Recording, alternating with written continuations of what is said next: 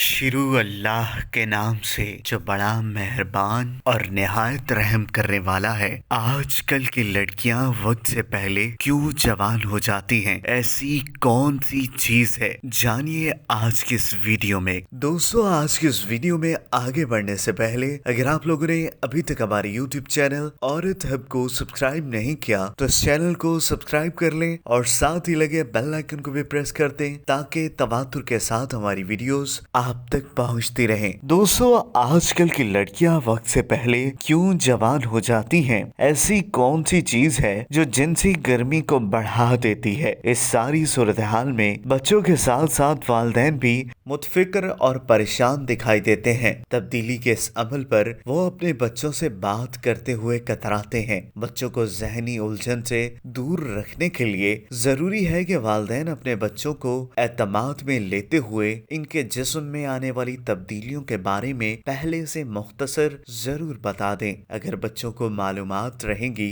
तो वो सने बलूग के तकाज़ों और मसाइल का सामना वो बेहतर तरीके से कर सकेंगे। अपने बच्चों को नफ्सियाती एतबार से इस काबिल बनाए कि वो इस सारी सूरत हाल से हिम्मत और समझदारी से निपट सकें। मुशाहिदे के मुताबिक बलूगत के मरहले में अमूमन बच्चे सख्ती पसंद हो जाते हैं।